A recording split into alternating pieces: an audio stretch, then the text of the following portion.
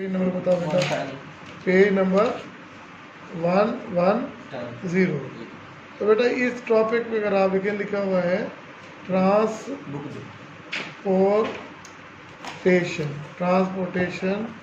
Of carbon dioxide through blood, ठीक है ना, थ्रू ब्लड। अब देखो बिल्कुल सेम उसी तरह ये आपके पास ये लंग्स हैं, ठीक है ना, ये लंग्स हैं, ठीक है ना।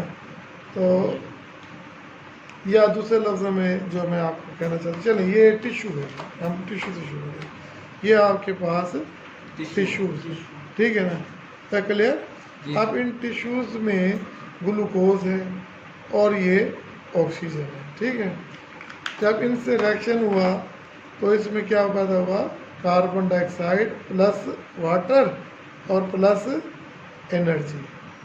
क्लियर हो गया, फिर समझ आई है। अब इस एनर्जी को तो हमने यूटिलाइज कर लिया, यूटिलाइज हम जो एक्टिविटीज़ करते हैं इसे कर लिया। अब ये जो कार्बन डाइऑक्साइड है तो बेसिकली ये एक वेस्ट प्रोडक्ट है। ये क्या है, वेस्ट प्रोडक्ट है। अब ज़ाहिर है कि इस वेस्ट प्रोडक्ट को बाहर निकालना है। अब देखिए आपके टिश्यू ने क्या पैदा की है, कार्बन डाइऑक्साइड। टिश्यू ने क्या पैदा की है, कार्बन डाइऑक्साइड। अब ये कार्बन डाइऑक्साइड सीधी जाएगी किस में, आपके ब्लड, आपके कहाँ जाएगी, ब्लड में। अब देखो ब्लड में फिर वही बात कर रहे हैं कि ब्लड भी होगा, ब्लड में वही देखिए ये अपना प्लाज्मा होगा और रेड ये आर सेल भी होंगे, RBC होंगे, ठीक है बेटा, क्लियर। तो और ये आपके पास क्या है, पन्ने आ जाएगा, ये इधर देखो सारा, ये क्या है, प्लाज्मा है। ये आपके पास क्या है, प्लाज्मा है, ठीक है बेटा, ठीक है। उसी तरह ये क्या है आपके पास, RBC, ठीक है। अब कार्बन डाइऑक्साइड आपके पास ये अंदर आ गई, कार्बन डाइऑक्साइड के आ गई, चलिए सबसे ही लिख लेते हैं, कार्बन डाइऑक्साइड किधर आ गई, आपके ब्लड में आ गई, ठीक है, क्लियर हो गया।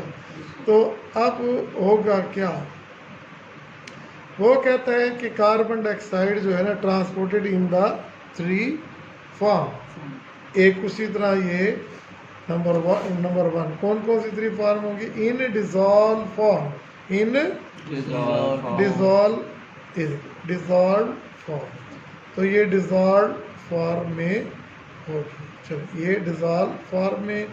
और नंबर 2 ये इन the combination of haemoglobin, in the combination of, हाँ ये जैसे बिल्कुल उसी तरह जैसे ऑक्सीजन हुआ था, अब ये कार्बन डाइऑक्साइड, ये कार्बोक्सी हीमोग्लोबिन, इसे क्या कहते हैं, ये बन जाएगी कार्बोक्सी हीमोग्लोबिन, ठीक है, कार्बोक्सी हीमोग्लोबिन। अब देखिए ये 2 फॉर्म में हो गई, ये पहली फॉर्म इन डिसॉल्व, ठीक है। हम पहले कह चुके हैं कि कार्बन डाइऑक्साइड की सॉल्युबिलिटी जो होती है वो पानी में, ब्लड में ज़्यादा होती है, ये प्लाज्मा में ही होगी। तो इस सूरत में ये सिर्फ 7% जो है वो किसके साथ होती है, डिसॉल्व, ठीक है ना। और इसी तरह 23 से 25% तक जो है, 20 से 25 तक जो है वो कार्बोक्सी, हाँ, ठीक है। तो ये आप ही तरह एक ये अच्छा ये किस में बैठ, अच्छा ये कार्बोक्सी हीमोग्लोबिन की शक्ल में ये कंबाइंड फॉर्म में रहती है, ठीक है बेटा। तो जो मेजर फॉर्म होता है वो आपके पास होता है इन the form of bicarbonates, in the form of bicarbonate. तो बेटा ये चीज़ें याद रख लें कि डिज़ॉल्व फॉर्म में, देखिए डिज़ॉल्व फॉर्म में, ठीक है। अब जो होगा कम्बिनेशन के लिए वो कहाँ पे आएगी, हीमोग्लोबिन RBC में मौजूद होता है। तो ये कार्बन डाइऑक्साइड, ये कार्बन से ये ब्लड में होगा। और ये बाइकार्बोनेट्स का अमल भी जो है वो मैं भी आपको 1 बाय 1 समझाऊंगा। तो ये इस तरह आपके पास ये अपना बाइकार्बोनेट्स की शक्ल में भी जी।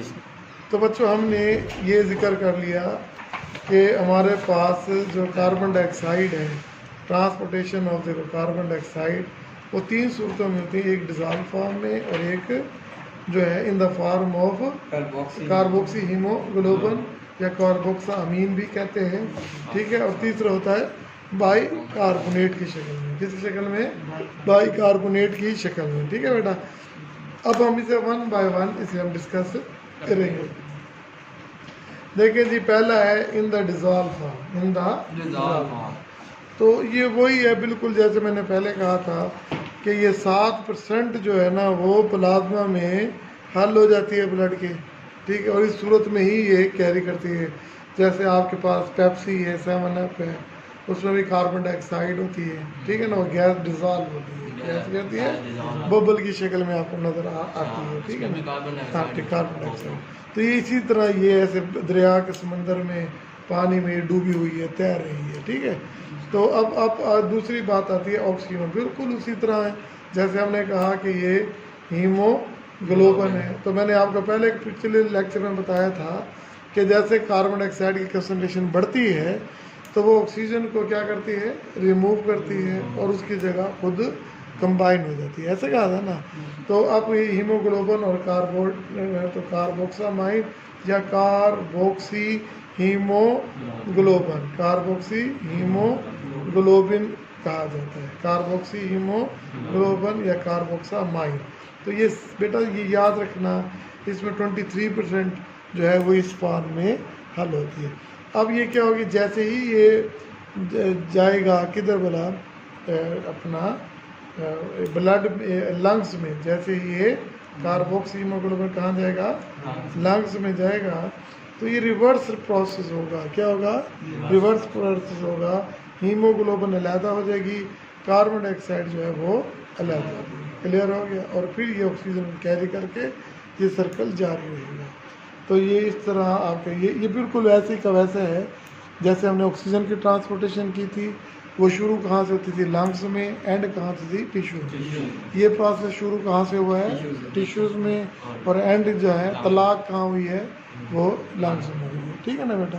तो समझ आई है, इसकी तलाक कहाँ हुई है, लंग्स में, और लंग्स में ये निकली और उससे होती हुई बाहर, क्योंकि उसका प्रेशर, ठीक है, क्लियर हो गया। फिर इसके बाद बेटा हमने जो बात करनी है वो करनी है इन the form of by carbonate. तो बहुत ही इंपॉर्टेंट मेथड है इन the form of by carbonate, clear हो गया बेटा। देखो बाई कार्बोनेट के लिए हमने आपको पहले ही बता दिया था कि ये आपके पास ब्लड है, ये आपके पास ब्लड है, ब्लड के अंदर क्या है, ये क्या है बेटा, आरबीसी, क्या है, आरबीसी, ठीक है। अब देखो ये कार्बन डाइऑक्साइड टिश्यूज, ये चलो यहाँ ही टिश्यू बना लेता हूँ, देखो ये टिश्यू खड़ा है जी, ये ठीक है। अब टिश्यू बड़ा परेशान है कि मेरी कार्बन डाइऑक्साइड का क्या होगा, वो सीधा जाता है ब्लड में, क्योंकि एक्स्ट्रा सेलुलर फ्लूइड में, एक्स्ट्रा सेलुलर फ्लूइड में, और एक्स्ट्रा सेलुलर फ्लूइड में वो कहाँ जाता है, ब्लड में, क्लियर हो गया। अब ब्लड में क्या होता है कि उसमें हमने पहले ही बता दिया था कि 7% वो किस में रहेगा, वो इस दरिया में रहेगा, फ्लूइड में रहेगा, इस फ्लूइड में रहेगा, ठीक है। फिर हमने 23%, अब हमने बाई कार्बोनेट्स की शक्ल में कहा, ठीक है ना, बाई कार्बोनेट, बेटा समझ आ गई कि नहीं। अब वो क्या होता है, देखो बेसिकली कार्बन डाइऑक्साइड और वाटर दोनों मिलकर एक एसिड बनाते हैं जिसको हम कहते हैं कार्बोनिक एसिड, H2CO3, ठीक है। फिर इसी तरह ये H2CO3 डिसोसिएट होके प्रोटॉन में और बाई कार्बोनेट आयन में कन्वर्ट हो जाते हैं, ठीक है बेटा। अब ये पॉजिटिव आयन है और ये नेगेटिव आयन, ठीक है बेटा, क्लियर हो गया। अब आपको पता है जैसे जैसे हाइड्रोजन आयन की कंसंट्रेशन बढ़ेगी, पीएच क्या हो जाएगी, पीएच कम हो जाएगी, पीएच क्या हो जाएगी, कम हो जाएगी, और एसिडिटी पैदा हो जाएगी, क्या पैदा हो जाएगी, एसिडिटी पैदा हो जाएगी, ठीक है, क्लियर हो गया। अब ये इसीलिए तो वेस्ट प्रोडक्ट है? ये देखिए ये बाई कार्बोनेट्स है। अब ये इस हालत में बाई कार्बोनेट की शेप में, अब ये सारा अमल देखो यहाँ पर प्लाज्मा में नहीं हो सकता। ये सारा अमल कहाँ पे होगा, ये अमल कहाँ पे होगा, ये सारा का सारा अमल किस जगह पे होगा बेटा, ये देखिए मैं इसे सर्वे कर लेता हूँ। ये सारा का सारा अमल कहाँ पे होता है, ये होता है आरबीसी, ठीक है। आरबीसी के अंदर क्यों होता है, तो यहाँ पे एक एंजाइम होता है कार्बोनिक एनहाइड्रेज, क्या होता है, कार्बोनिक एनहाइड्रेज, ठीक है ना, कार्बोनिक एनहाइड्रेज। ये एक क्या है बेटा, ये देखिए ये मैंने लिखा है एक एंजाइम है। तो आपके सामने बेटा ये एक एंजाइम है। अब इस एंजाइम ने ठीक है बेटा, तो इस एंजाइम ने क्या करना है, तो कार्बन डाइऑक्साइड वाटर को मिलाकर कार्बोनिक एसिड बना देना है। कार्बोनिक एसिड डिसोसिएट होगा हाइड्रोजन आयन में और बाइकार्बोनेट में।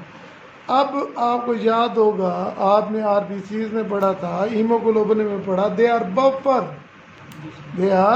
Buffer, they maintain the acidity, ये एसिडिटी को मेंटेन करते हैं। अब होता क्या है कि ये जो हाइड्रोजन होता है, ये इसके अंदर जो हीम होता है, ग्लोबिन होता है, हीम होता है, हीमोग्लोबिन है, तो ये हीमोग्लोबिन के अंदर ये जाके अटैच हो जाता है। अब हाइड्रोजन को तो उसने क्या कर लिया, हीमोग्लोबिन ने अटैच कर लिया, और बाइकार्बोनेट होगा वो यहाँ पे सारा ये bicarbonate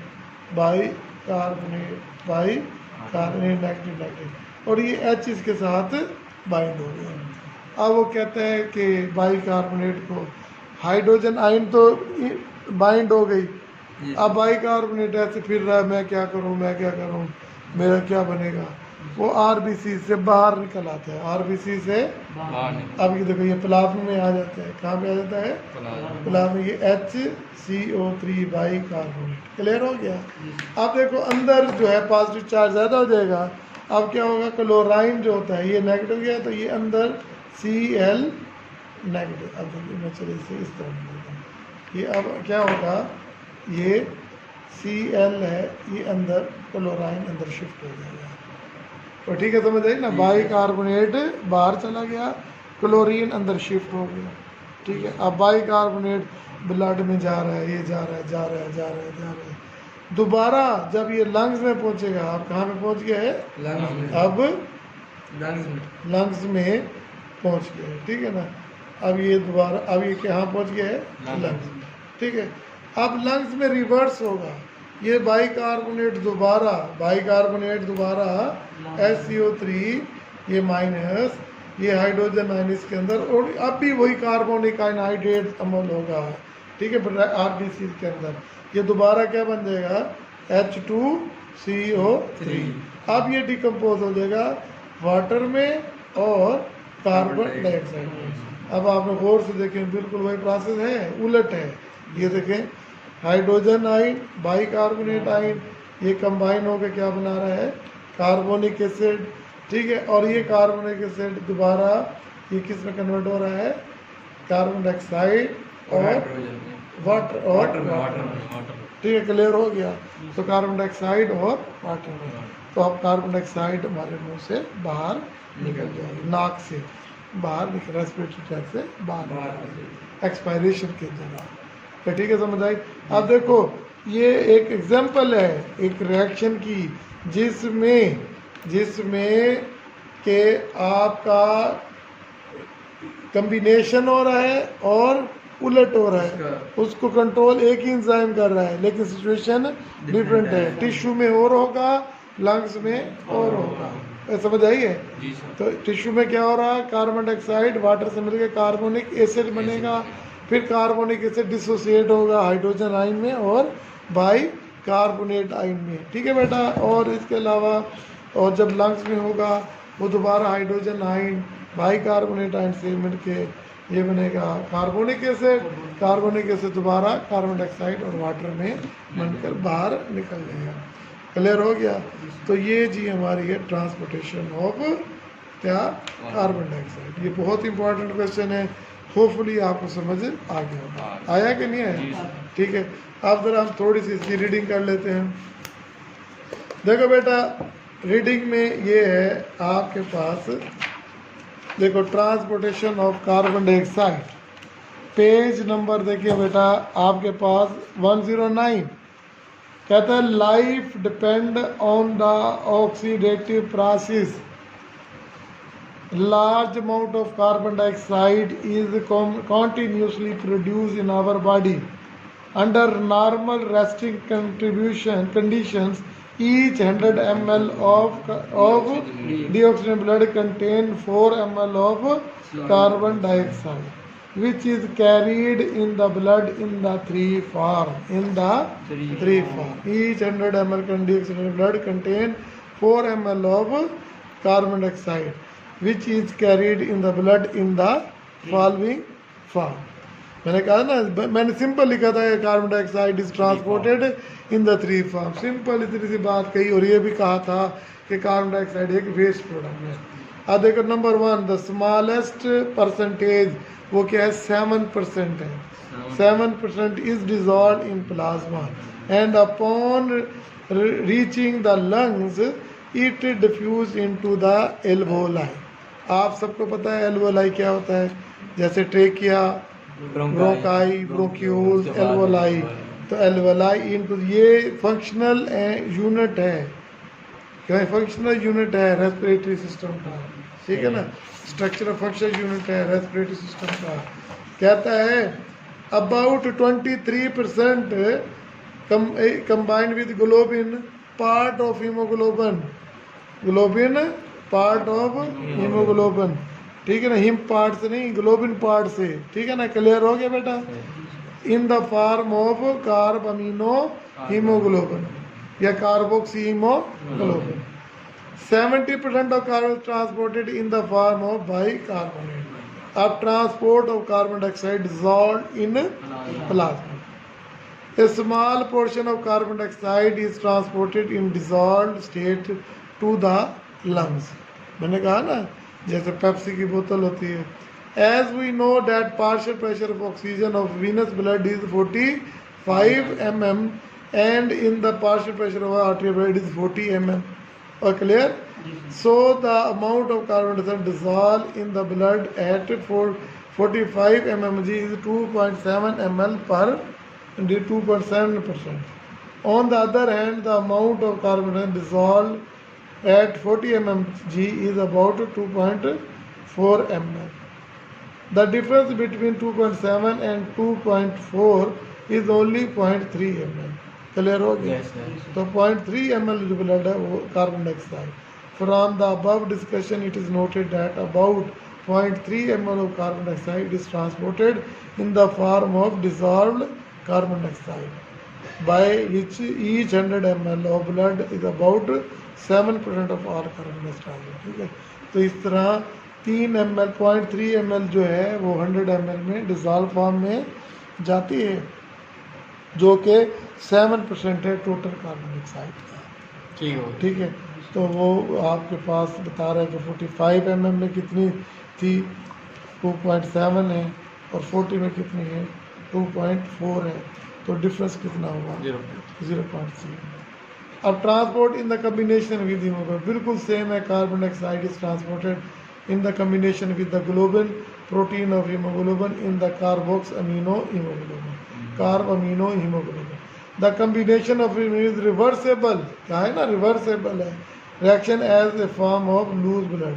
This is why carbon is easily released into the lungs alveoli, where the carbon dioxide concentration is lower than that in the tissue capillaries. ठीक है ना भाई, ज़ाहिर है पहले सेल में, सेल से ब्लड से फिर एक्स्ट्रा सेल फ्लूइड में, फिर कैपिलरीज में, और फिर the total quantity of carbon dioxide can be carried from the tissue to the lungs by this mechanism 23%. It is 1.4 ml of carbon dioxide per 100 ml of blood, ठीक है बेटा।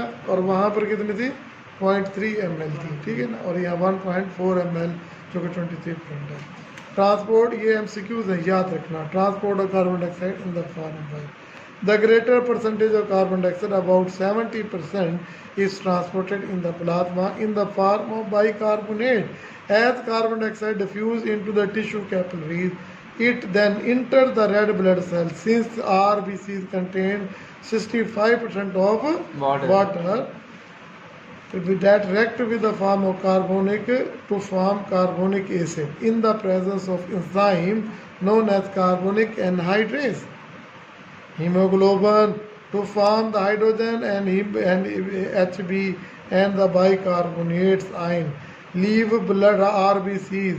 Haemoglobin जो होते हैं ना वो Hb के हाइड्रोजन Hb के साथ अटैच हो जाती है और बाइकार्बोनेट RBCs को से निकल कर इंटर हो जाती है प्लाज्मा में.